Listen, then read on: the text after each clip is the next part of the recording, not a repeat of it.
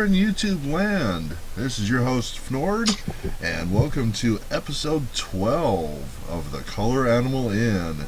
And I'd like to say a big thank you to all my viewers. We have passed the 500 views mark, and to all my subscribers. We got my 19th subscriber last night, so thanks for signing up. I'm really pleased that so many people seem to be enjoying this show. So yeah, this is episode 12 tonight, and we got a group of returning players and one new player with us tonight. For those who don't know, I am I am 45 years old. I've been playing D&D since the first Red Box came out. I remember when I was in probably about 6th grade after school. One of my friends, a guy named Doug, came up and he had this little box and had a picture of a dragon on it, and I opened it up, and inside were all these weird looking dice and these books with charts and pictures and rules for all these different weapons, and I just fell in love, and I've been playing it ever since. About 2-3 years ago I found Roll20, and I've been here since then, and about a year ago I started doing just various little one-shot games, and that's where the Color Animal Inn has come from. This is a little thing I started doing a couple months ago, and I think it's going well enough. I'm going to keep doing it, as long as y'all keep watching. So that's me. We'll get into the actual story later, but let me take this opportunity to go through and have all my players introduce themselves. So, David, you're a returning player back with us again. Tell us a little bit about yourself and a little bit about your character, if you would. Well, this is my third game, and I've had a great time so far, so I keep coming back. Good. As for my character, his name is Thanir, the same as last week. He is a dragon-blooded sorcerer who rather likes setting things on fire. His father was a wizard, his mother was a sorcerer, and, well, it was only natural that he'd end up learning magic. And he goes around adventuring and thinks it's a great time. Awesome. Then there's a little zoom in on the token for Thanir there. Cool. Next up is QWERTY, another returning player of us. Tell us about yourself, QWERTY. Well, I'm 19. This is my third game ever of the tabletop RPG. Loving it so far. Playing Newman again. And for those of you who saw the last game, he is completely obsessed with hair and fur. He's known from a forest at the bottom of a canyon. And we're hunting for the most part. And he is really hating Thanir right now. He is what? He hates Thanir right now because of burning all the bats from the last I just burned a couple of bats. It's not that bad. We deserved it. So a little grudge. We might have a little interplayer conflict this week. Yeah. Yep. Okay. Anything else? No, not really. Alright. Next up on my list is Aramil. Say hi, Aramil. Hi, Armel.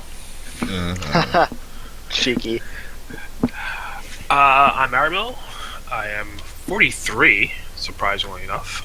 I've been playing role-playing games since the early 90s. I am playing Armel, a cleric of Sarenrae, and I hate Thanir and Newman, but not for really any good reason. Okay, good. Next up on my list is another returning player, Brandon, who's playing Cerveza. Tell us about yourselves. Hello. Yeah, so I'm 22 years old. I've been playing D&D since probably partway through high school, which was about 7-8 years ago. I started off with 3.5. I got into Pathfinder in college, and I like both a lot. And I've dabbled in some 5e since its release, and I do enjoy that too. And as Fnord has mentioned, I am playing Cerveza once again, returning champion of light. He is a paladin of Sarenrae, and he arrived here on word of the undead threat in the area, and he has done a pretty decent job of disposing this threat with his companions for the past few days. However, he is aware that there is more lingering deep within the dungeon they've been exploring, so today he would very much so like to go smite some more evil. Cool. And one thing, we've made a little change tonight. Those of you who've been paying attention will note that you can tell who is playing a character by the aura around their token. For example, Newman here's got a red aura around him, and his player character color down here is red. Cerveza's is really big, and tell us why that is. Well, Cerveza, as I mentioned, is a paladin, and as a paladin, he inspires courage to his allies. So all allies within a certain radius around him, displayed by his aura, get bonuses to resist fear, because he is so majestic and inspiring in his presence that everybody around him just feels good. Awesome. So, yeah, that's what that's there for. Next up is a new player joining us for his first time tonight is Jago. Tell us about yourselves, Jago. Oh, hi. I started playing D&D like forever ago, back in high school, with my derpy friends, and then, I just kept doing it for a long time. Took a little break for a while, and then I heard about this game from Brandon. Heard it was pretty awesome, so I decided to give it a try. Awesome. Jago is a orc-raised half-orc brawler whose career was forged in the illegal underground boxing rings of the outskirts of human society to get by. So when the authorities started getting on his case, he decided to go with a career that's only slightly less illegal, which is adventuring. Excellent. Slightly less illegal. It's Only slightly. Yep. Like, who's going to stop an adventuring party? Well, me, I guess. I'm the GM. That's my job. Yeah. Only one man stands in our way. Yes. Be nice to him. I rolled to punch the GM. You miss. You critically miss. Roll on the critical miss table. Oh no, I am loud. And last but not least on our list is a returning player who's been with us several times, Red Hedgehog. Tell us about yourselves, Red. Hello, I'm 25 years old, and I've been playing D&D for about 2 months, I think. 2.5 months, maybe. And Color Animal Inn was actually my first campaign that I campaign loosely, but campaign that I signed up for. So I've been here basically since early December, and you can actually go back and watch every single one of my campaigns. Awesome. Tell us about your characters tonight. You're playing Hyan again. I am playing Hyan, but instead of playing Hyan as he was before, I decided, for the sake of using a bow, I'm just going to use that same token. But I'm going to turn him into a rat folk this time. A rat folk rogue sniper. So he's not so good on the perception, and not so good on the disable device. Still decent, but he's mostly aiming to shoot people from afar and hit them hard. Cool. We will look for a good rat folk token, say that 5 times fast, for you in the future, but for tonight we'll just stick with these. And yeah, that's a good intros, everybody. For those who are not familiar with Color Animal Inn, here's a little background. The Color Animal Inn is a bar that fancies itself as a tavern, but calls itself an inn. It is in the middle of nowhere in a town called Owhe, O-W-H-E, which is the middle of nowhere. However, there are enough stores and stuff that the players are able to, or their characters are able to buy what they need. Owhe has made itself famous when just a couple weeks ago there was a huge earthquake, and in a nearby hillside a bunch of cavern openings were revealed that ended up being what was known as the Mystery Caves, which was a place where the adventurers would go and explore. And the over the last 11 episodes, they've actually gone through, cleared out the Mystery Caves, and are now entering an area beneath the behind a puzzle that they had to solve, and that's where we'll be picking it up now. But that's the basic idea. However, if the players or anybody would like to fill in a little more detail as to what has happened in the recent past, feel free to do so. I can cover a little bit of what happened last game, if that's cool. That'd be great. So as Fenord mentioned, we did solve a puzzle on the upper level of the labyrinth / dungeon, and in doing so, we unlocked a staircase going downwards into a basement. And in this basement, we found a couple of ghouls that were jailed up in cells, and they appeared to have been there for thousands of years. Vesa fell into a pit while his allies valiantly fought off bats and zombies. And we fought off a couple spiders, and we wrapped that up with a couple pretty intriguing finds, both of which were, I believe, clay tablets. One of which had a book inscribed on it, and the other had a something or other on it. Yes. One of those. Let me make sure. These are talismans, and if anybody ever watched the cartoon show Jackie Chan Adventures, one of my personal favorites, the little talismans is how I imagine these looking. The talismans that have been found in the room with the spiders was a library, had a table in the middle of it, and they found the book talisman up underneath the bottom of the table.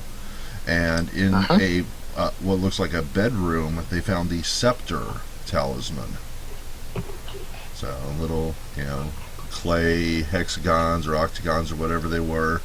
One has a scepter, one has a book. They also found some various other items, which their characters already have. And yeah, that's excellent storytelling. Was anybody else want to fill in with something? David mentioned that the ghouls had a ghoulish fate, as it were. They appear to have been imprisoned in those cells when they were alive, and they resorted to cannibalism because they were locked in there and they had nothing to eat. So when their cellmates died, they feasted on their flesh, which results most often in ghouls. Yes, indeed. There's one other thing that was in that room. If you'd let me mention it. Please. Go ahead. Well, if you'd watched any of the earlier episodes, you'd know that we found a woman who eventually turned out to be a zombie in a room on a table that had been using some sort of dark ritual that seemed to be trying to transfer life energy around us as some form of necromancy. We found a similar setup down there with a long dead corpse on it. And we also found further tomes of necromantic knowledge, perhaps hinting towards what's actually been going on down there. Yes, indeed. Of course, sadly, some of those tomes were a bit charred. They were slightly too near to the spiders. Yep, that did happen. Yeah, we'll show a little bit of what they're talking about when we get into the later stages of the gameplay, when the characters actually get out there.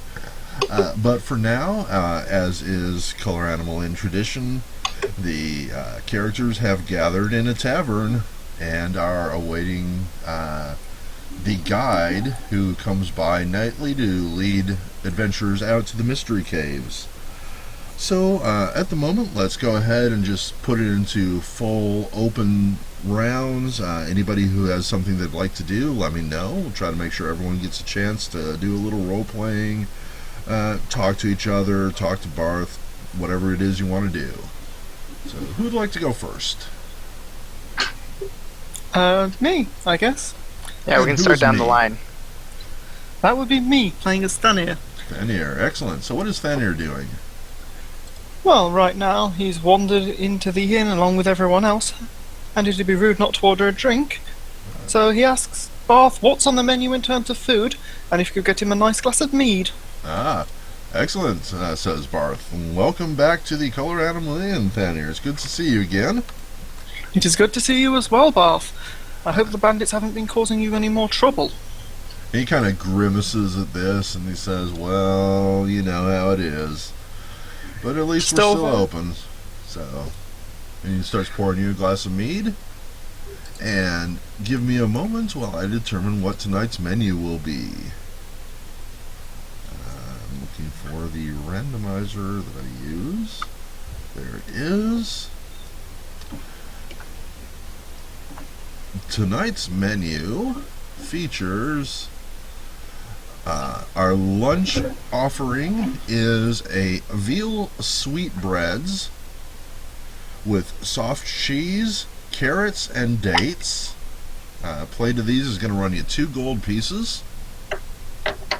Our supper menu is broiled catfish with succotash, taro, coarse rye bread, and a berry pie, also for 2 gold pieces.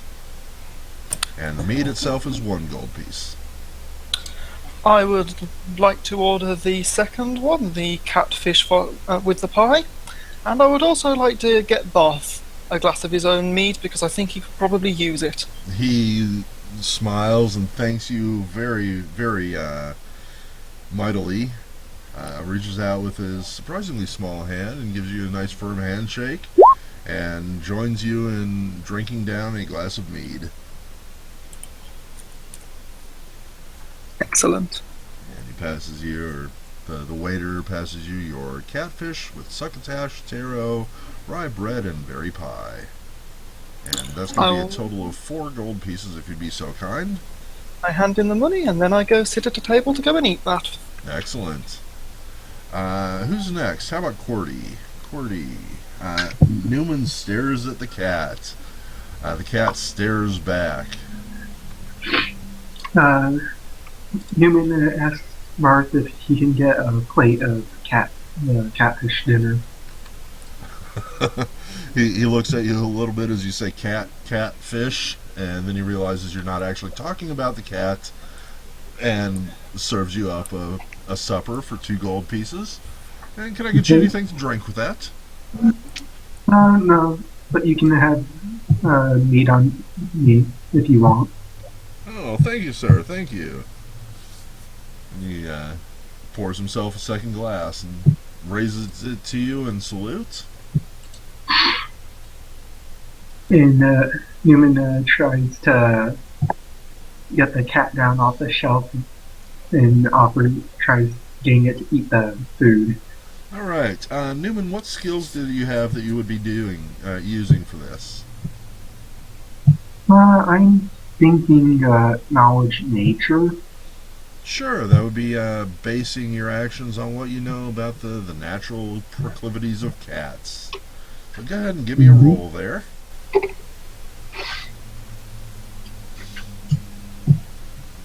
Alright. There we go. Cool. So you know that cats like catfish, and you probably reach out and offer a piece to it. The cat itself, however, stays up on the shelf. He remembers you from last time, and he's not going to be tricked that easily. So Newman's really disappointed. And decides to give the plate of food or the dinner to the bard. all right, thank you, sir. Thank you. And this has the added benefit of the bard stops playing his music for a while he eats. So you got that going for you, which is nice. What a wonderful improvement. Newman asks the bard if he knows anything about the cat. So, between mouthfuls, I don't know. It's a cat. What do you want to know? I mean, nobody really knows much of anything about cats. Newman sighs and just goes over to the corner. All right. All the way over to the corner, huh? Poor Natalie. Mhm. All this for none of it for him. The corner of shame. Yep. All right. Next up is Aramil. What are you doing, Aramil? Aramil kind of just keeps an eye on Newman as he constantly frets over this cat, and Aramil spends a little bit of time kind of pondering, then just shakes his head and walks over to the bar and greets Barth. Hi there, Aramil. It's good to see you again. How you doing? Good to see you too. What's for dinner? Well, we have a lunch of veal sweetbreads with soft cheese, carrots, and dates.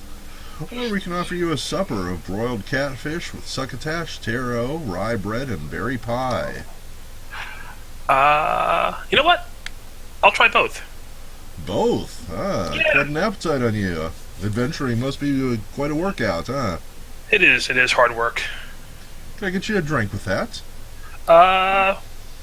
Sure, mead. Mead seems to be the flavor of the day. It is, and he raises half-drink mead that he's working on, and pours you one, and offers you a cheers, probably. We're looking at a total of 5 gold pieces there. Sure. Cool. One extra for him. Well, thank you. You don't mind if I drink it a little bit later? I've been kind of chugging them down lately. No, I meant a gold piece extra, not a mead. He has one.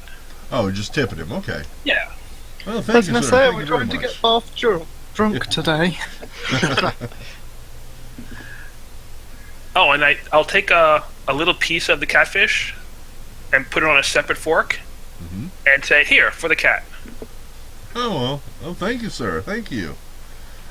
Barth's going to take it and goes over here, and he actually holds it out to the cat, and the cat leans out and sniffs at it and eats it, and purrs, and you can see his little tail waggling.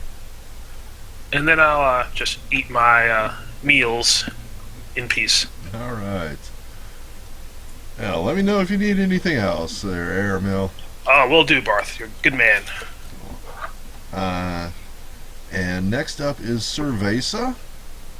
Down here. So Cervase is at the bar. He's fidgeting with his new toy. He, on his way around town today, picked up an ion stone, and his ion stone is glowing like a torch, and he has it placed around his head, and it circles it like a halo, and he feels very special. Nice. Very special. Yes. As he sees Barth approach, he's gonna, "Hey Barth, how's it going?" Oh, Vesa, it's good to see you again. How are you? "I'm doing pretty well. I hope you're doing all right." Well, can't complain, and wouldn't do much good if I did, would it?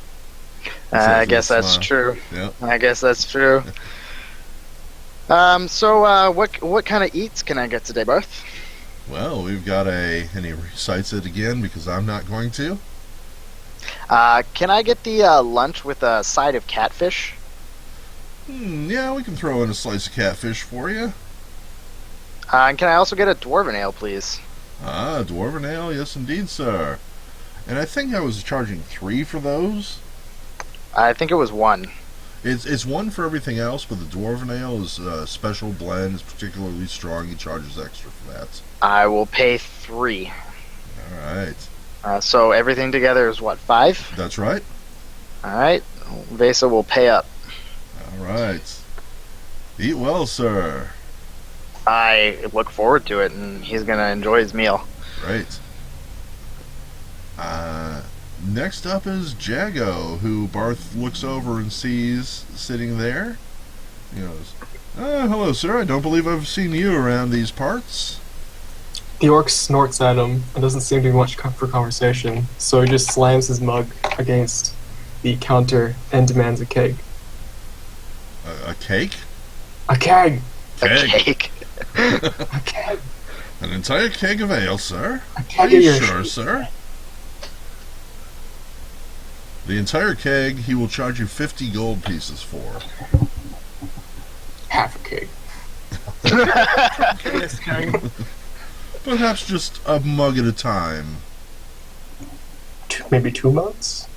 2 mugs of ale, certainly, sir. Yeah. Double fist those mugs. Yeah. He says, The orc seems content. and are you an adventurer, sir? Yeah. He looks around like all suspiciously. Why, did someone tell you otherwise? Ah, you're in the right place, sir. It's good to have you here. Welcome to the Color Animal Inn. And I offer as a gesture of friendship to all new adventurers, their first ale is free. The orc gives him a thumbs up. So, if you're having 2, he's going to charge you just for the 1, so that's going to be 1 gold piece. Alright, cool. And can I get you something to eat with that, sir? Nah, I'm good. Alright, well, let me know if there's anything else I can do for you, sir. And then he doesn't really finish the conversation. He just starts kind of blatantly pulling out his own food and eating it, as if that's Awesome. totally polite. And Barth kind of smiles and shrugs. It takes all types. He's going to go back over here and start wiping his dishes. And last but not least, again on my list, is Hyen. What is Hyen doing? He's sitting in the back corner, staring at the cat because he's making sure the cat is not looking at him. Okay. He calls over one of the bartenders, or not the bartender, one of the waitresses, if there are any left. There is one. She's a little haggard, but she's still doing her job. I'll call over one of the waitresses and order a dinner and a glass of mead. Alright. So that's going to be a total of 3 gold pieces. I'll give her 5 gold and tell her to split the tip with Barth. Oh. Well, thank you, sir. Thank you. That's very kind. And I'll continue to stare at the cat with my crossbow ready at my side. Is it loaded and cocked and everything? It's loaded and cocked, and just in case. Where are you pointing it? Oh no, it's just at my side. But I'm gonna be ready to. He doesn't trust cats. Exactly. I'm ready to draw, aim it, and shoot it. Gotcha. With movement if the cat jumps towards me. At the moment, it doesn't seem to be paying you any attention. It's focused mostly on Aramil. Well, I don't know if the cat would really be... Well, yeah. Yeah, it would know that Aramil gave the food to Barth, and Barth gave the food to the cat, so... But, for the most part, it's very content where it is.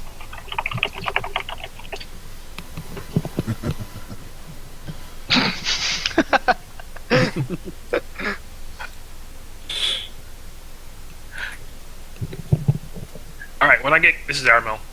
When I get close to finished, I will make sure to leave a little piece of catfish on the second plate. Ah, And I'll gesture to the cat and for Barth to bring another little piece of catfish over. cool. Before Barth can do that, the cat actually leaps off of the shelf and lands with incredible grace right there on the bar. Oh, even better. Looks up at you and goes, meow, So I just push the piece of catfish over. meow, and starts eating. Meow.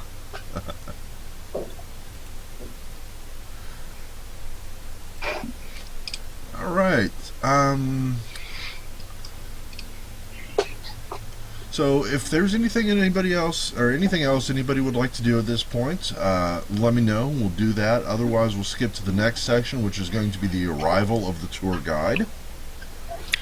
Well, Thane would like to go and have a chat to Sir Lisa. How are you? How are you this fine day? And how's the Ironstone working out for you? It's actually quite nice, really. It's pretty nifty. I like it. And I'm also quite enjoying this Dwarven Ale. It was a really good idea. I kind of needed it. I have a bad feeling. I don't know what it is, but I kind of have a bad feeling. Oh, really? I was feeling in quite a good mood today. Still, guess we'll have to be a little more careful than normal. Yeah, I'm not one to say that my gut always works. I mean, you did watch me fall into that pit the other day.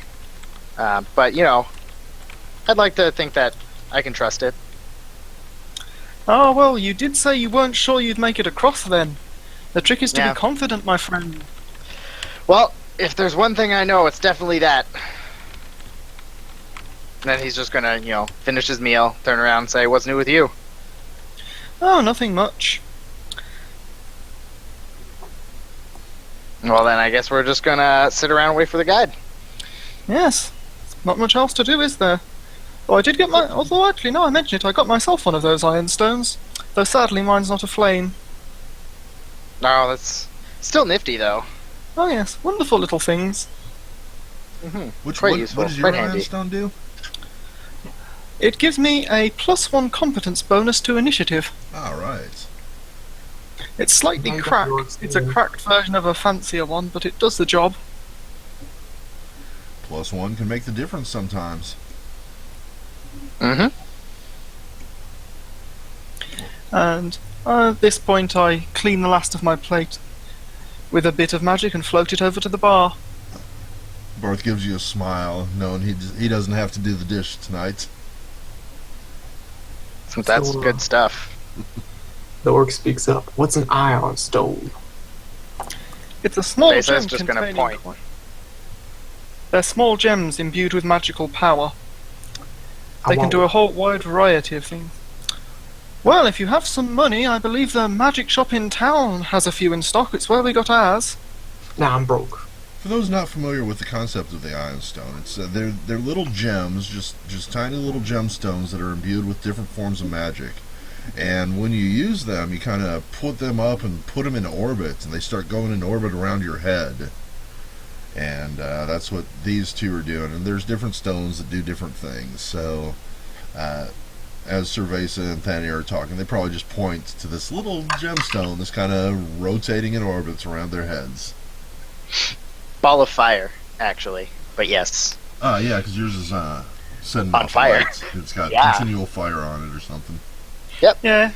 He bought a cheap one that doesn't have any magical effects, got a scroll of a burning flame, and had me cast it on it. Mm-hmm. It's quite fancy. It looks So- very impressive. Doesn't that shit get annoying though, floating around your head like a fly? Well, Vesa can just grab it, and as he grabs it, it just sort of stops working. And then he can just put it back up. Because as long as it's not orbiting, it's off. The effects don't work. And the best bit is, ironstones actually move out of the way if they would be getting in the way of anything. Mhm. They actively avoid any object, so unless you decide you want to grab it, it'll pretty much never interfere with anything. What if someone grabs it? Well, that's the thing, is you're the user, so you can grab it. But It's other actually people... incredibly hard for anyone else to Yeah. try and grab. Yeah, it can be done, but it's not easy. It's very difficult. They're diminutive objects. It's like trying to catch a fly, almost. Yeah. I want to grab it. Around an enemy's head. Let me grab yours. All right. This is a good way to bring up the question of PvP in my games, and I run PvP a little differently. Mhm. In any interaction between two players, there's going to be the aggressor and the defender. The aggressor is someone who's doing something to the other player, and obviously the defender is that other player. So the aggressor gets to say what they want to do. The defender says what happens. And Interesting. basically, they have carte blanche on this. If they, the aggressor says, okay, let's say Jago says he's going to attack Cerveza. Cerveza has the opportunity to say exactly what happens, and he can say, for example, well, Jago swings at me, but he misses, and that's what happens. Or he can say, Jago swings at me and he hits, and that's what happens. Or he can say, all right, Jago, you can swing at me, but make the roll. That's what happens. He can even say that Jago swings at him, but fumbles and hurts himself. At which point, Vesa is now the aggressor, and Jago is the defender of that.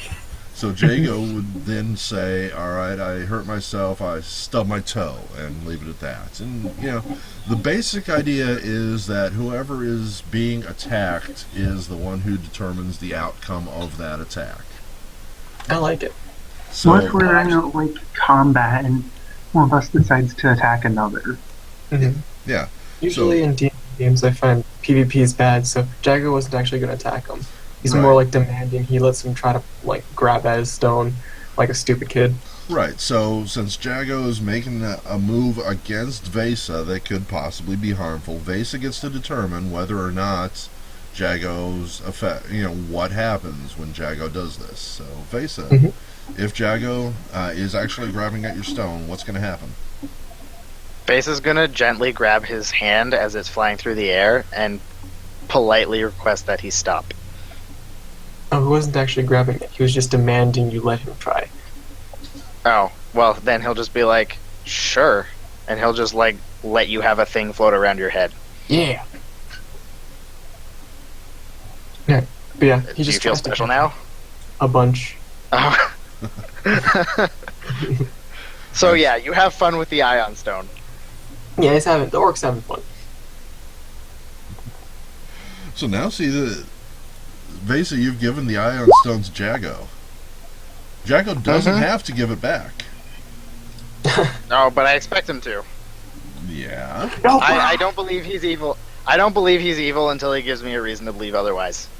You know you have a thing for that. Yeah, but I mean, he's not evil. That's the I'm not going to use it unless I have to. best paladin. Mm-hmm. Though, Jago kind of sucks, so he hasn't managed to actually catch it yet. Oh no, I put it around your head. It's floating around your head. Oh, I see. Now he just Yeah, is. I showed kindness towards you. He's just kind of flat browing and staring at it with like a dumb look on his face.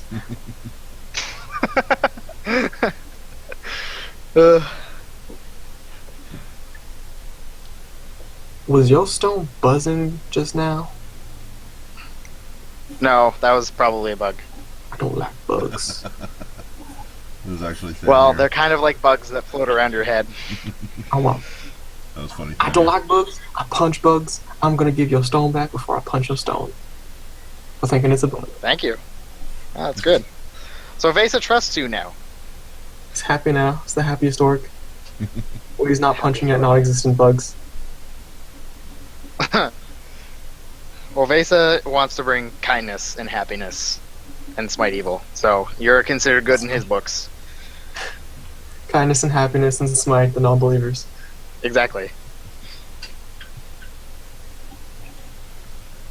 Awesome. Good roleplay. You know what? This is such good roleplay that I'm going to do something I've never done in the history of the Color Animal Inn and award everybody a brownie point. Good Sweet. stuff. Say what? Everybody gets one brownie point. So what are brownies? Can I buy a brownie with it? Brownie points are a way to kind of bend the rules a little bit. If you look in your journals, you'll see an entry for brownie points. Mm-hmm. Let me actually pull this up here in the Oh, cool. thing here. Brownie Oh, points. it's reroll. That's handy. Mm-hmm. There you go. Oh, sorry about that. And one brownie point will let you make a re-roll or add to your to a roll and stuff like that, all the way up to just changing reality entirely with up to 5 brownie points. And Yeah, You with can 2 even- brownie points, you can do cool stuff like get an extra turn. yeah, Mm-hmm. so good stuff there. Comes in useful. Now that people are actually getting some of those, I have to see them used. You don't have to. Or if you have an Mhm. absurd number of brownie points, you can even defy death. Yes, indeed. And I actually in the long campaign that I had before, some of my players just collected and collected brownie points for a very, very long time. I'm looking through my notes here. I'm trying to find a listing. See if I can see. Let's see. Here we go. As of May 17th of last year, my players had brownie points numbering 5, 13, 16, 3, Oh, and one person saved up 24 of them. Jesus. Yes. Like I said, this was a long-term game, and this was one in which I awarded brownie points to everybody for showing up on time. So, Order. No, okay, that makes a lot more sense. Yeah. So I have 17, right? Because I'm always here on time. no, unfortunately, we don't do that in this game. That was only in that one. This game, the only way you get a brownie point is if I or somebody else nominates you for one. And if you, as a player, think one of your other players, you can't nominate yourself, did something really awesome, something really spectacular, something that really worth rewarding, you can nominate them for a brownie point. And if I agree, I'll throw it up to a vote. And if people vote, then you can basically choose to give somebody a brownie point. So that's nice. But again, it should only be for like really extraordinary, heroic, or fumble actions. Just something. If they make you laugh, even that's kind of one of my things. If you can really get a good solid belly laugh out of me, you get a brownie point. Good. The pun is strong. Yeah.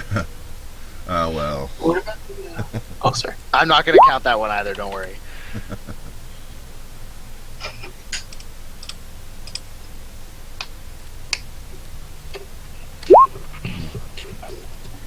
How much damage does touching a torch do to you? D6 fire damage. Yep. Won't be doing that then. Do you Wait, not what have about any fire damage? resistance? I negate 5 points of fire damage. Yep, sounds right. It's good stuff. Oh yeah, I was thinking if it did less than that, then I was going to have my character just randomly decide to touch a torch to show off. You're trying to press the orc. Make Oh a my fort God. save to ignore pain. It's the sort of thing my character would do. So He about likes the to show off. Oh, sorry. Sorry. Yeah, my character likes to show off when the opportunity arises. Especially if fire's involved. Oh yes, specifically. definitely. There's nothing he would like to do more than just casually like touch fire without it hurting him. Once you have anything that involves invulnerability to fire, you're going to have way too much fun. Oh yes, that's going to be brilliant. If there's a spell that can set people on fire, if I can get my fire resistance high enough to ignore that, I could just cast it on myself to be casually on fire. That'd be lovely. Like what is it, Casually on fire. Ghost Rider that has the head that's always on fire? Or, Yeah, yeah. but is I that wouldn't have to the carry a here? torch. That's what my stone's for. It glows like a torch. I mean, I can just cast light or dancing lights if I need to. Fire's just That's very cooler. true. Actual Yeah, fire, you can use- yeah. You use fancy magic, though.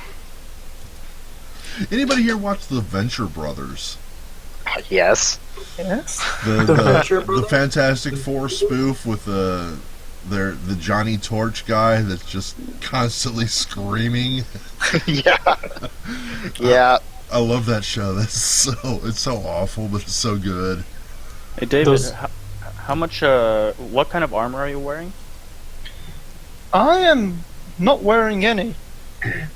He uses I just mage have. armor. I Oh, use is mage armor when the need arises and have a bit of natural armor from draconic blood. Oh, I was just wondering because it says apparently you can get 2 fire resistance by wearing armor or carrying a shield made out of fire forged steel. Hmm. Is that a specific material, or is that just Yeah, steel? it's a specific Okay. material. For heavy armor, 3,000 gold. For light armor, 1,000 gold cost. So Added. expensive. Are there any types of shield it's possible for me to wear without causing spell failure chance? Just No, strap it on your back. I'm gonna say I don't think there are there? There might be a feat that you can take that lets you, but I don't think so. I don't have the money for that sort of thing anyway. At some point, I plan to get some robes that are made of asbestos cloth, because that gives you a couple of points of fire resistance and also prevents them from catching fire. Nice. If I run this character long enough, I plan to get robes made of that. That's a good call. Yeah, Pathfinder has everything. I'm sure anything you're looking for, you can probably find. This is quite fun. This is.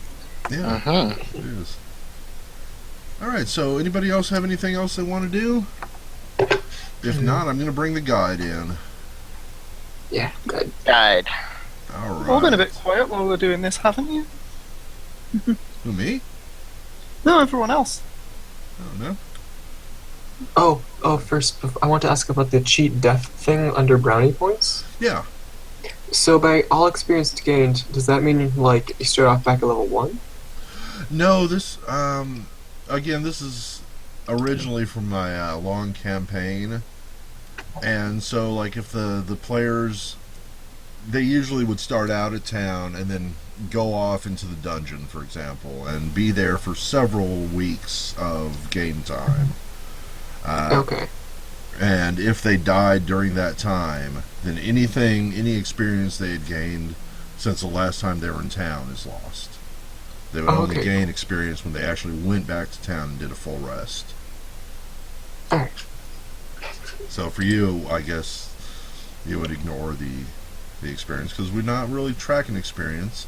Although I'm thinking of resetting the color animal in and doing experience because, well, reasons. I'm not going to go into it now. But for now, ignore that. Yeah. Alright, cool.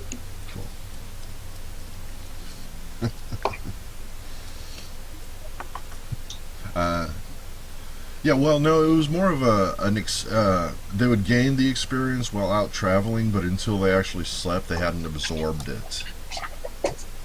So it was like potential experience points, and when they went and did a full rest, that's when they actually absorbed it and would level up if it were appropriate. But if any experience points were, in their head that hadn't been absorbed when they died, then they're lost because they hadn't been absorbed. But you're not losing levels or anything. You know, I just realised we haven't acknowledged the fact that there's apparently a rat folk person around now. And not one of us Where? has talked to him. Oh my god, he's so sneaky. You mean the bard in the corner? Even the cat hasn't No, noticed but- him. The rat guy, apparently, that Thanier has noticed. The rat guy. Yeah. Oh. I think we should go and introduce ourselves. And so, hi, and you see that all of a sudden all these people seem to be looking at you. I freeze in place for a second, wondering what they're doing. Besa waves politely. It's fucking rude. I just stare at Besa. Hey. The orc tries Well, to he dab. doesn't seem very talkative. But Yo, Hi. apologize. I say hello to him.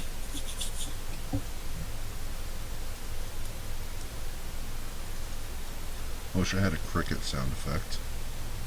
yeah, I he use doesn't. He Ghost Sound doesn't. to make the sound of crickets. Magic is a wonderful thing. By the way, who's the one who likes skinning animals again? Newman. Newman. Right? Yeah. Good thing you're stealthy. Very good thing you're Newman stealthy. would I'm pretty sure Newman would like to skin me some point. You should probably try and make friends with with either Jago or Cerveza so that they can stop him. Yeah. Well, I don't know. Jago's pretty hairy. Does the Newman want to skin him? I mean, he's wearing like a fur or something, like fur armor. I don't know. Bear fur. Oh, it could be. I'll look out for you. I have a suspicion he's not particularly fond of me. I barbecued some bats he wanted to skin. Well, this is another character, so this character doesn't care. I know, I'm telling you. He My barbecued. character's saying this because I annoyed Newman last time with this Okay. character. So I'm saying that if you're worried about anything like that, just let me know. Yeah, we got your back. Fair warning, though. That is a thing. What? That there's somebody that might want to skin you. Is he like one of them serial killers? I don't think so. No, he's just a bit mad. Kind of just sets little animals on fire and shit. No, he might actually be a serial killer. No, Thanier's I the mean, one there's who always the likes to set things on possibility. I'm the one who sets things on fire, and they're not little. fire. Maybe Thanier you're a sets serial killer. things on fire. Newman likes to skin animals. Wait, they little, so you like what? You set like a No, no, no, not cabbages little on animals. fire? I like to set big things on fire, like dire bats. Oh, like a That are trying to kill us. Yes. Yes. I don't do it to anything that doesn't deserve it. I'm a good person. like a mid-sized angry donkey. Sure. Anything that opposes me, I burn. Like a dragon. That's not immune to fire, quite likely. Sure. Although I might try chatting to it. I speak Draconic. Yeah, In fact, There I'm is fairly that. certain one of my ancestors was in fact a dragon. So you know, got to give Besa them a bit says of something respect. cool in Draconic.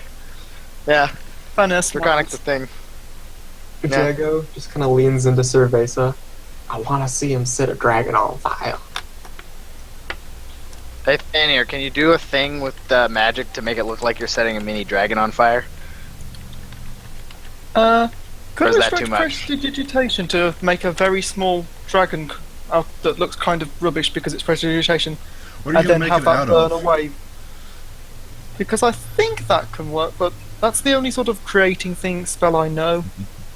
Like the chess set from Star Wars on the Millennium Falcon. That think would that really can be be- more of an illusion than a prestidigitation. That's true. However, Apparently I can use it to create small objects, so I was thinking I'd make a small figure of a dragon. It probably wouldn't look very good. oh yeah, it might look like a little piece of clay or something. But yeah, Clay dragon, yeah. yeah. What are And you then going I to do just with sort of... Well, I'm just going to let the spell end and have it burn away. it? Okay. Because the objects just sort of just sort of like crumble away when the spell ends on them. It's not a very powerful spell. So I tried to have it look like it's burning as it fades away. Give me an Daniel. intelligence check, please. I want to see how realistic it looks. You Sure. gonna- Yeah. I think he might need to dodge Newman before he does that. It looks like crap. But you can tell it was supposed to be a dragon. It looks like a little grade schooler made it out of Play-Doh or something. But yeah, okay. The fire looks real. The fire probably is real, knowing him. All right, now, so No, I can't create fire without using spell slots. Oh, don't- okay. I sadly don't actually have the fire making cantrip because I didn't realise it existed when I made my character. Ah. Well, I'm saying that just because you're so fire-oriented, the illusion of fire was particularly realistic, even though the dragon itself wasn't. Excellent. I then But you gotta worry because Newman has his hunting knife out, and he's coming at you, Thanier. What are you doing? It's very simple. I take a 5-step this way, I turn around to face him, and inform him that I have my burning hands ready and that if he doesn't put that knife away, I'm going to roast him. So I take it the stealth check was crap. Yeah, your stealth check was not high enough. That Cerveza definitely saw you, and Thanier saw you when you got close enough. Nice. Do for Orcsy. If this is player versus player, you really don't need to roll. You just remember the Okay. rules. Y'all tell me what happens. But for something like a stealth check to sneak up on them, I still did the rolls, yeah. Yeah. You didn't see I did secret rolls for Vesa and Thanier's perception. Human just simply glares at Thanier and slowly puts the knife away. Now, Thanier, do you Peace have be hair? with you.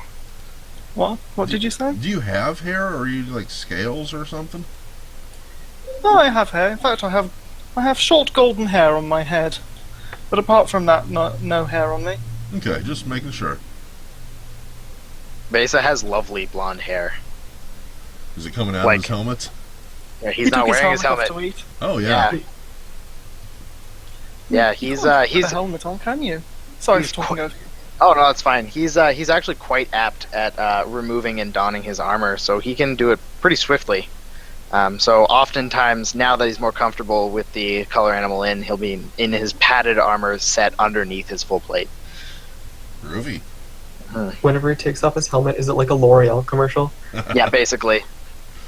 Yeah, it's so shiny and luscious. Charisma, paladin. Yeah. Very nice. Newman's not really going after Cerveza because Cerveza is friendly and you didn't burn all those bats? I asked Cerveza to keep an eye on Newman, but I say this in Draconic so no one other than the two of us knows what I've said. Don't hear- speak in weird ass elven languages. That's not polite.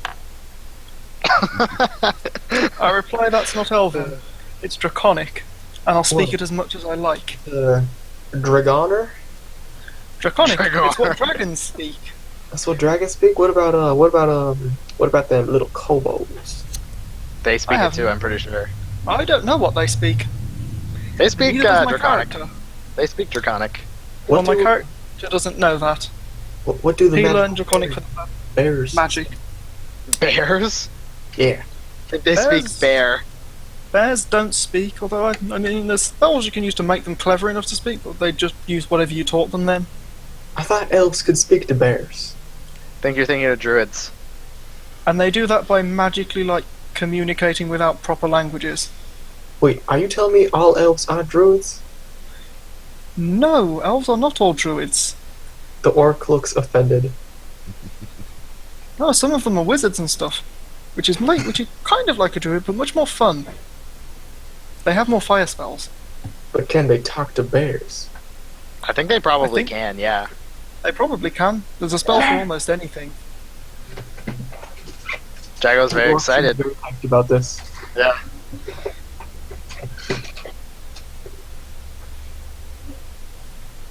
This is fun, guys. I'm really enjoying this.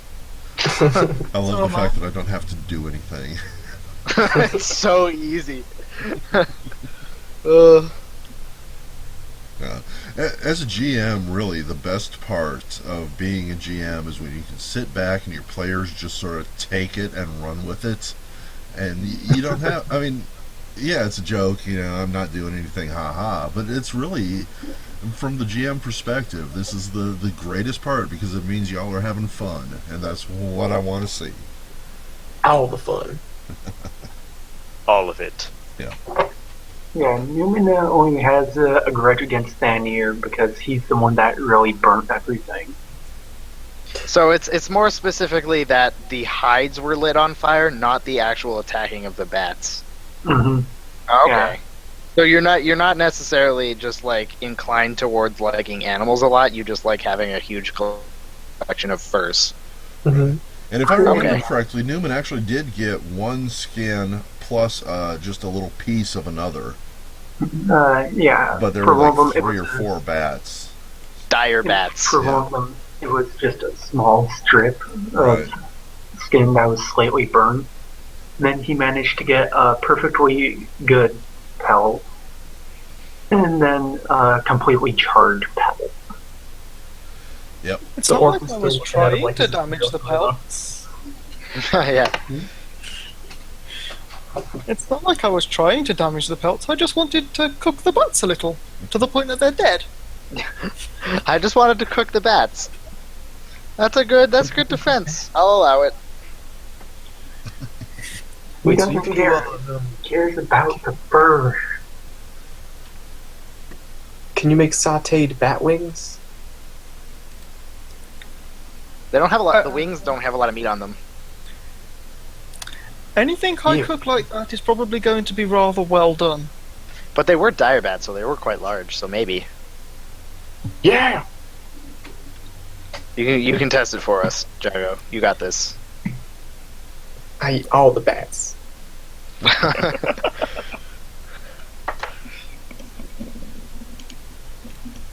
So Vasa's gonna start donning his armor in preparation for the guide. Takes him half the normal time. Is this a feat you have? It's a trait. Traits. What's it called? Steel skin. I can don and remove heavy and medium armors at half the speed, and when wearing my helmet from my armor set, I get +2 on intimidates. Oh, cool. And there might be something else that I'm missing, but that's the most important mechanical stuff, I think. That's impressively fast to put on a suit of full plate. It is. Why, yes, I'm trained. Quite well trained, I would say. It's like a home away from home. I saw a video not too long ago of a guy in full plate armor. I mean, like a real video, a real guy in real full plate, like tumbling and stuff.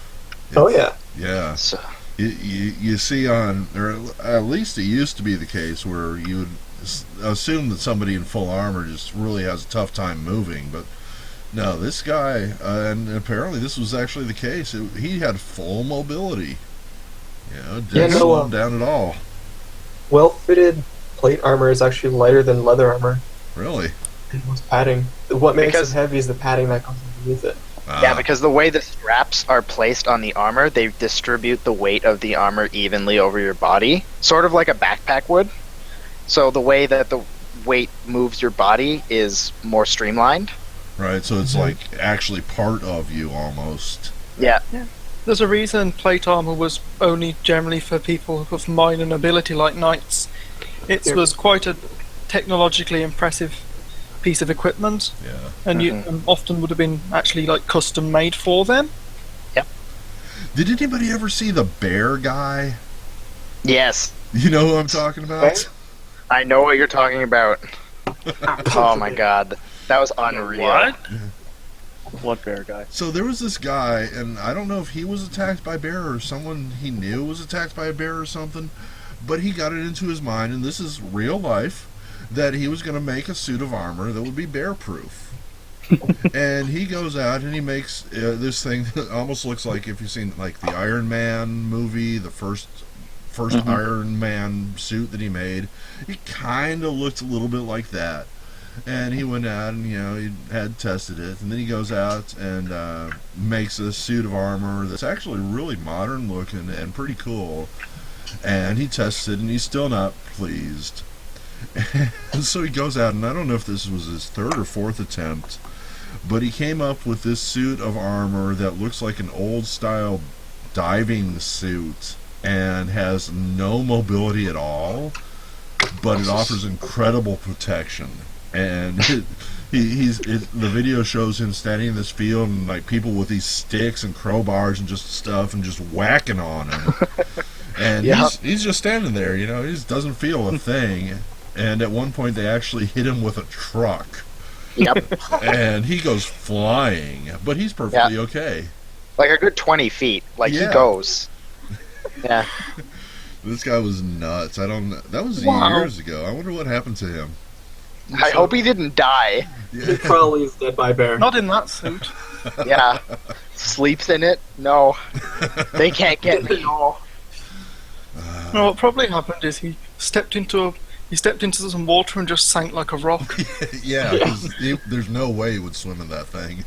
Or died of overheating. Yeah. The second or third suit, the one I'm remembering is blue and black, or maybe it was gold and white.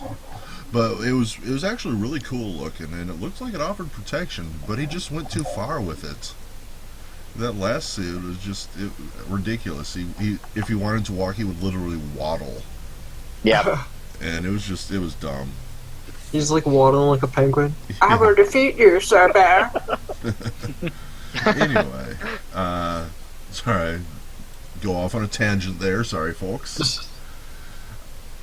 So, Important. yeah, let's get this next section going, and then we'll get out to the actual location and get the game going. So at about this point, the doors pop open, and a young man covered in packs and bags and pouches and stuff comes in, and as soon as the door opens, he's a little startled as all the adventurers start swarming towards him. But he recognizes Hi, bud. some of you and smiles like, "Hey, Thanir, Cerveza, Newman, how y'all doing? Haramil. We interested in taking a trip out to the Mystery Caves tonight, folks?" Heck yeah, we are. Of course. At 2 gold ahead, we are. He smiles and is like, "Yeah, that's right. 2 gold a trip. That sounds reasonable. Of course, that's a good price."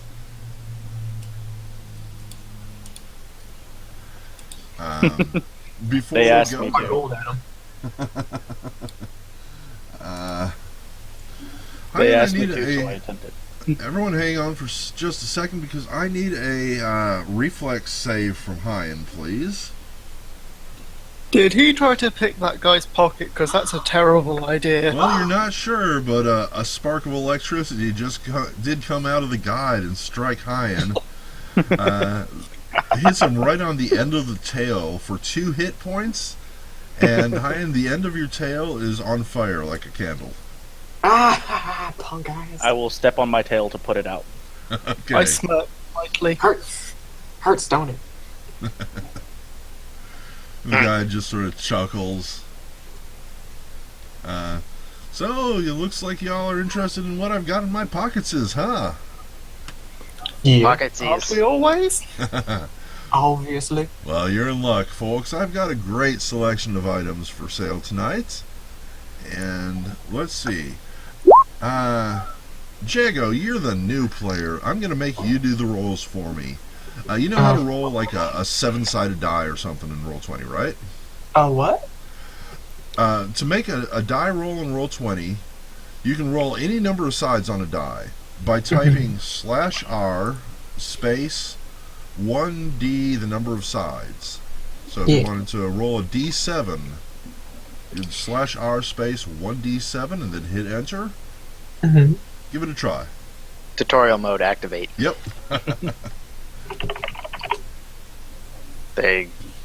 Sure, sort of. Yeah, that's excellent.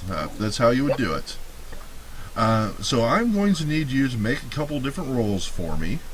This is going to be to determine off this random chart that I have what kind of items this guy has for sale. Sounds fun. And I use Everything is these random charts in this. It's brilliant. Yeah, it's fun. So I need you to make. Let me see. 800? Well, no. Hang on just a second.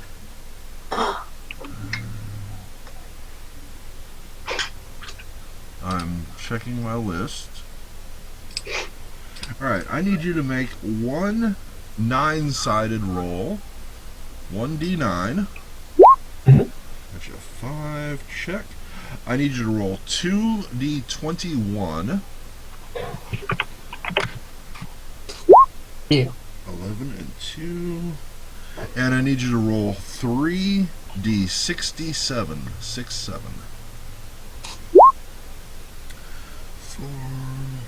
40, 62. Alrighty. So what you've done is you've just randomly selected 6 items this guy has, and we're going to go through and find out what they are. Alright, cool. The first thing he does is he reaches into his pack and he pulls out a bag of chalk. Is this crushed or solid? Let's say it is solid. It is it's actually a small yellow and green box, and it has 4 pieces of differently colored chalk in it. The type you might use on a chalkboard. And he's offering this for 1 gold piece. Wait a minute. What you doing selling drugs in the middle of this tavern? They're not drugs, sir. They are art supplies. Oh, At this I'm point, bad. I have Oh, my bad. They might be magical. my detect magic on from this point onwards. By the way, I'd like to start it now. I'm just going to keep it on until we're done. Okay, gotcha. These are not magical items, but they are magical in the sense that they may save one's life, sir. I've heard of them being quite useful in maze-type situations for marking one's path back to safety, for example. Aramil will reach into his pocket and say, "Doesn't everybody already carry chalk?" And shows the piece of chalk he has. Face is just gonna Let's get up. stare at you. He doesn't carry chalk. He's just gonna look in your direction and elicit no response. Oh my! There was surprisingly little in his pockets in the way of writing supplies. Under his breath, Aramil will mutter, "Amateurs."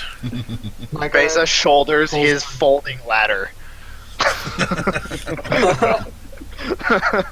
Turns back around to the guide. What else you got? Well, I've got a question. Yep.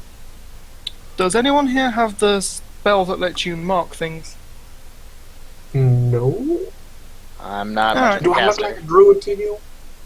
I was just wondering because I'm not sure if it's on the cleric spell list as well. That's all. Alright, so is anybody buying this chalk? Pass. Well, no, I mean, if Arabelle's got some, I'm sure we're not playing to split up in a maze. That would be stupid. Alright, so that's a no. And we're not stupid. Pass. Pass. Got it. Next up, he pulls out. Let's see. Have we done? I don't think we've done this before. He pulls out a pair of dice. He has two red, six-sided dice with white pips on them. Are they magic? Nope. What you doing selling illegal loaded dice in a tavern like this? What makes you think they're illegal, sir? What about loaded? Habit. Loaded. Habit. Hey, I'll speak up and say, hey, most of what these guys sell here isn't inherently illegal. I mean, his supplier might be a bit dodgy, seeing as he refuses to tell us where anything came from. But apart from that, we're fairly certain most of the stuff he sells is legitimate. Well, yeah, as long as the guards aren't looking, am I right? The guide actually gives you a wink and smiles. He says, well, sir, I can't guarantee anything along those lines, but these are particularly lucky dice. I'll sell them to you for 5 gold pieces if you're interested. Oh yeah, lucky dice, he says. The guide nods and smiles. Very lucky, sir. I'm good. They've brought me good, though. great luck. Vesa wants to sense motive to see if he's just trying to play the sell. Give me sense motive. Can you use that untrained? Yes. Great, I'm going to do that then, because my character's definitely a bit suspicious at this point. Oh, I can get rid of that skill thing now. I don't have that ring anymore. You got quite a bit of money for that, didn't you? I did. I got a pretty fair amount of dollar bills. He just assumes everything is illegal at this point, because that's all he knows. No trust. It's not even that he's distrustful, he's not used to things being legal. What is this cheese made out of? Probably like illegal cows. I'm not really sure, which isn't surprising. So apparently, because sense motive is the social skill that isn't based on being very charismatic. This is just like, they're not magic, so they can't be all that great. Pass. I have one sense motive. I'm pretty smart. Hi, and yes, one moment. Let's see.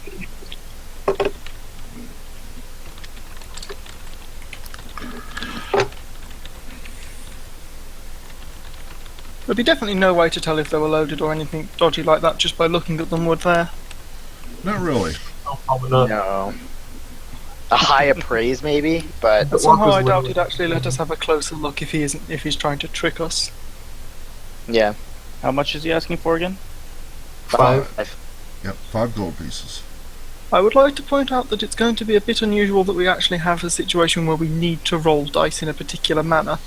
And then there'd be the fact that these would need to be loaded in the right way for that situation. Yeah, I don't know why you guys are trying so hard. They only loaded dice. I will buy them. Who is that? Red Hedgehog. Hyan? Mm-hmm. Hyan. For myself, Vesa because just... I'm terrible at remembering these things, and for the folks at home, try to use less I and more my character. Or my character's name. Yeah. Vesa's just curious. What would you ever need those dice for? Well, my character's a rat folk and a rogue and a sneak. So he will enjoy them in his own off time. Are you Make implying you're money. going to scam innocent people with those dice? Yeah. Basically. Okay. I like the way you just, yeah. Huh. Okay. You do know we have a paladin, right? He technically didn't say that in character. So Or I'm does he? I don't That know. was out of character. Yeah, because I was Okay, asking, then. like, what could you possibly need dice for? And he was like, well, I'm playing a rogue. And I was like, okay, that makes sense. But he still asked in character, and you're pretty quiet, so I would assume no response. Jago He just has to says, pat. "You never know when you need to roll the dice, so I'll just be taking them for future use." Can't Your argue goal. with that. Yep. Well, that makes sense and is perfectly not suspicious. What's the next item? The next item up for bids is, and he reaches into his backpack and he starts pulling out this strange wooden contraption. Several pieces of wood all fastened together. When he pulls it out, it's probably about 4 feet across. He starts setting it up, and this is a weapon rack. It's a rack to stack your weapons on, hold them up in place for display and such, and it folds down small enough to fit into a backpack. Oh, it actually fits. It's not just him magically carrying things far bigger than anyone reasonably could. No, this one actually does fold up. It's like, I don't know, something you take camping or something. It looks fairly sturdy and everything. It looks like it'll hold about 6 weapons. 6 weapons. And he's asking 30 gold pieces for it. Nope. Nope. I think 30 gold pieces is a bit much for something we're probably never going to use. Hey, I never said you'd use any of this stuff. Yeah. Next Oh, I item. know, my character's actually saying that. And he shrugs. Oh well, nobody interested? I'll find Show us what you somebody. got, Hoodie. What was that? Show us what you got, Hoodie. Alright, next up on the list, we have number 2. He pulls out a small vial, about an inch and a half tall, with a glowing liquid in it. And he explains that this liquid can cast light on anything. You spread this oil of light on a weapon or a shield, and it will glow for the duration of a light spell, which is like minutes or something. It's a minute per caster level, I believe. Or it might be more than that, or it might be 10 minutes. Well, it's 10 going to be. sounds realistic. Sorry, yeah, it's 10 minutes per caster level, and potions are usually caster level the lowest possible, so this Yeah, will be level minimum. 1. This How one in much does it particular last you is 10? strong enough to last for 1 hour. Oh, That is pretty impressive. how much is he asking for it? 25 gold pieces. Face is going to buy it. Does this have an evocation aura like it should do? It does. Just checking. Yeah. Face is totally going to buy it, 100%. Vase has got Does it it. wash off in the water? No, sir. It's Once- magical. No, it's Once you It's really, it's apply more the like entire... it's more like what you apply it to drinking a potion than actually coating something would normally be. Once Wait. you apply it, the entire vial to an item, it does not wash off. The magic activates and it stays for 1 hour. Can you apply it underwater? I imagine It's an you would have oil. a very hard time pouring anything onto anything else underwater. It is an oil, though, I believe, right? He says he wouldn't suggest it, but if you want to try it, go ahead. To make the entire I mean- water glow. But he has already taken Cervase's 25 gold pieces and handed it over to him. Yeah. Mm-hmm. Looks like I won't be needing to use my light spell on you today. Although you do already have a flaming halo. Mm-hmm. What's up next? I need to look this up because I'm not sure exactly what this spell does. Interesting then. I want to appraise my loaded dice. Okay, hang on just a sec, I'll get to you in a minute. This has an illusion aura on it, Ooh. and it has a picture of a flexed arm with a muscle. I like it. Would I be able to tell about how strong this illusion aura looks to be? Not particularly strong. It's you would equate it to a level 1 spell. And Cool. he says this is a potion of invigorate. And I am told that while you're under the invigorate spell, you cannot be fatigued or exhausted. Oh shit. How much? Is that correct, Aramil? I believe you would know that. It's probably a cleric spell, seeing as it's not an arcane spell. It is a bard spell. Yeah, Oh. no idea. And he is How mu- asking 50 gold pieces for this. Right, I hear you, but I'll give you 15 for it. He's like, You're gonna "Yes, need sir." an impressive diplomacy check and a good argument to pull that one off. Vesa would like to make a diplomacy and be like, well, you two kind of are on the same page about where, so how about you give it to him for 40? And I'd like to roll diplomacy. Go ahead. Does this just prevent fatigue? And exhaustion.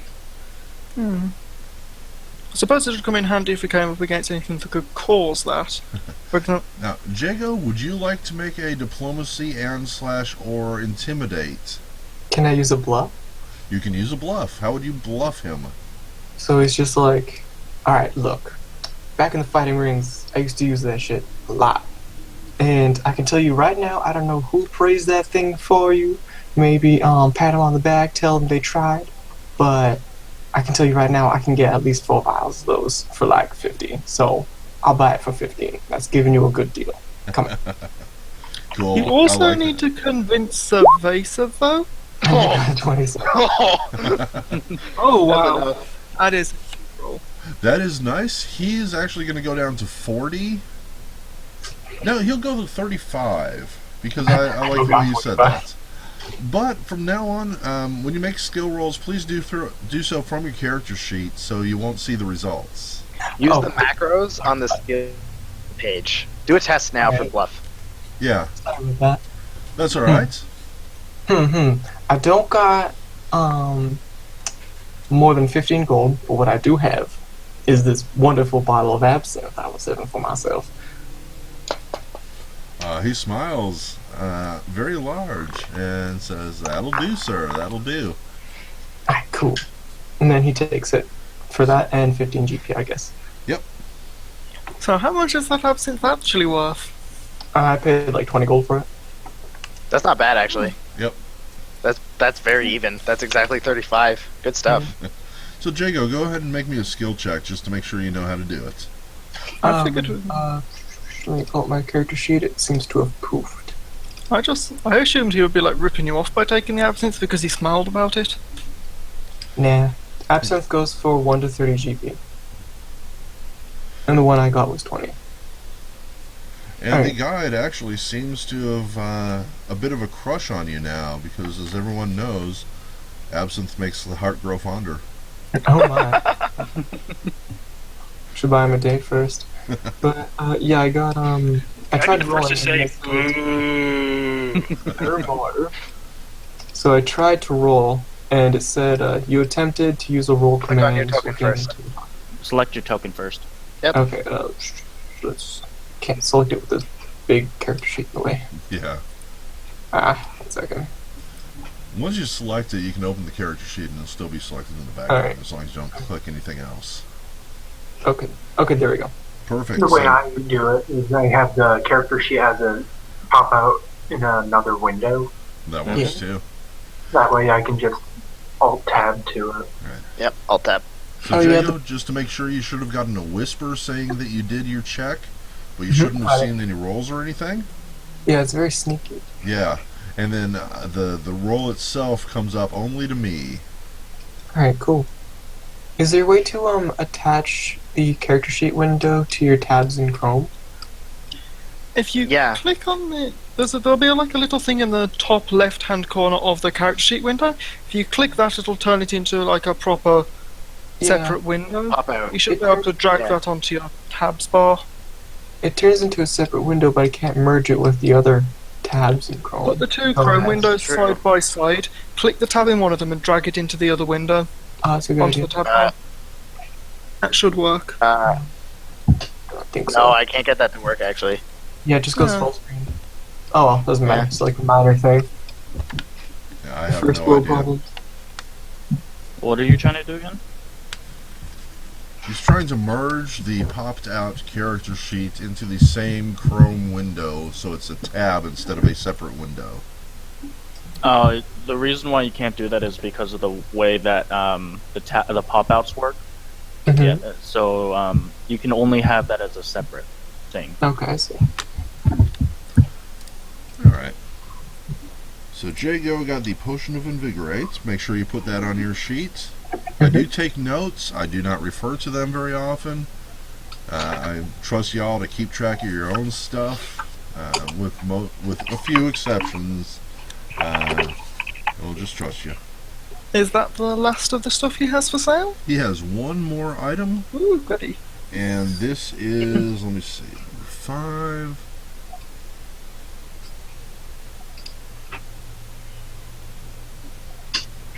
He has a Masterwork Heavy Crossbow That's kind of nice. How much is he selling it for? for 350. That's about average for a masterwork, I think. Let me check how much a heavy crossbow is.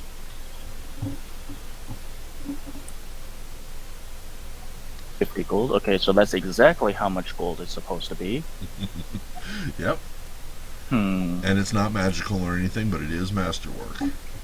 So now the question is there anyone who wants a masterwork heavy crossbow but for some reason decided not to get one earlier?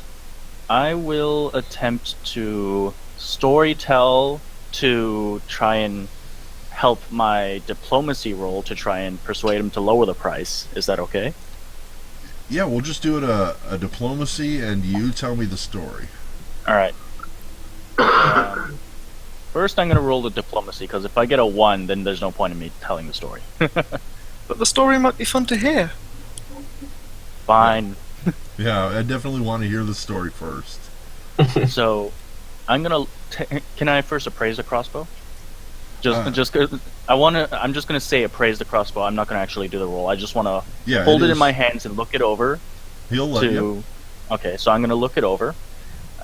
And is there any markings on the side of this crossbow? Why, as an amazing coincidence, there are. Can I read them? You sure can. What does it say? What does it say? So I'm gonna say that there's a insignia. There's an insignia on the side of the crossbow, and it's the insignia of a special master smith who he made crossbows for an old empire way back in the day, Like and 1,000 years ago? about 1,000 years ago, and he was asked by the king to make a crossbow for his son, who the prince who was about to lead a charge against the enemy kingdom, and so the smith, he did his darnest, and he made such a masterwork crossbow that when the prince took it, he, with just the crossbow in hand, he led his troops to victory. And You're supposed to be making this sound less valuable. Shh. And because of this, the man was deemed the greatest smith of all time in the kingdom. Good story. That sounds like a very expensive crossbow. Yeah, Yeah, you're making it sound to be like some sort of valuable antique attached to a great Yeah. myth made by one of the greatest smiths ever. Personally, if I was him, I'd charge you at least 100 gold. But that is I will exactly say what that this... I will add one more caveat. Okay. This was specifically a rat folk smith. So it's not a human crossbow per se. Wouldn't that, That be a is canon. smaller sized crossbow? That is exactly what this is. Now, here's the question. You know this. Did you tell anybody this? I will say that the crossbow was made by rat folk smiths, and Okay. it's not necessarily the best crossbow for a human. So so- because of that, it will be better off in my hands, and for me purchasing it now, because it's going to be much. It's going to be a while before he comes across another rat folk who will use it properly. He agrees. He says that in his travels, he has never seen a rat folk before. He's been carrying this crossbow around, and no one's been able to translate the writings on it. But he looks likely to believe you. Let's get a diplomacy roll. Or a bluff. Well, I do have storytelling performance skill. How many ranks you got in that? Storytelling, let me see. Probably 3. I have 1 point in it, in 1 storytelling. Alright, so that's not bad. However, your roll was good, and he agrees with you. Roll me a D... Tell you what, roll me a D100. He's offering this for 295 gold pieces. I will take that, and I will offer him my crossbow in return. Oh, very nice. If he'll knock another 27 gold off. 27 gold? Mhm. Let's see, that's 288 to 68? Yeah. Which is how much cash you had left? Oh no, I had much more. It's just I'm not revealing that I had much more. Oh, why 27? Just cause? Because normally it would be half price at 25 because it's not a masterwork, but I want to bump it up a little bit more. Yeah, he'll take it. Sure. Why All right. not? So He smiles 268. and he thinks he's got the better of you. So was that story true? Yes, Just it like- is. Cool. Cannon. Yep. Yeah. Hyan, it's up to you to keep track of that. You might make a note of today's date, just so I can keep track. That's how I keep track of my notes, is by date. Right. That is one cool crossbow you've got yourself there. It was made by Little Mouse Smiths for the Little Mouse Adventures. Little mices. What is Were that they mouse-based evil? role-playing game? Mouse Guard or something? Yeah. Yeah. Yeah, mouse guard. Where they shoot the evil cat people and take their cheese. That looks like fun. So the guide kind of pats his pockets and shrugs and says, "Well, afraid that's all I've got today, folks." Oh, my character Thania would like to say, that's rather a nice amulet you've got there around your neck. Thank you, sir. You know, if someone starts telling you that, you should probably cover it. I just thought I'd say that because my character's noticed that. Because my character noticed how the amulet seems to be involved whenever he zaps someone who tries to steal from him. Yeah, it glows and sparks. He missed me last week. Looking real close, you can see there's like a little bolt of lightning constantly changing on the inside of the gem in it. I managed to steal 8 gold last week from him. Yes. 8 gold. Yeah, I don't want to go any further with it. I just thought it's something my character would mention because he likes magical things. Yes, indeed. Magic is nice. Alright, let's do this. Alright, let's go. Yeah. Let us go to the dungeon. All right, Either so way. Don't forget the ladder. Bring an entire ladder. I'm going to bring everybody together here and copy and paste. But before that, we are going to do a 5-minute break just so I can keep the YouTube videos to a reasonable level. And we can all go, take care of bio meat space business. And we will be back soon to part 2 of the Color Animal Inn. See you soon, folks.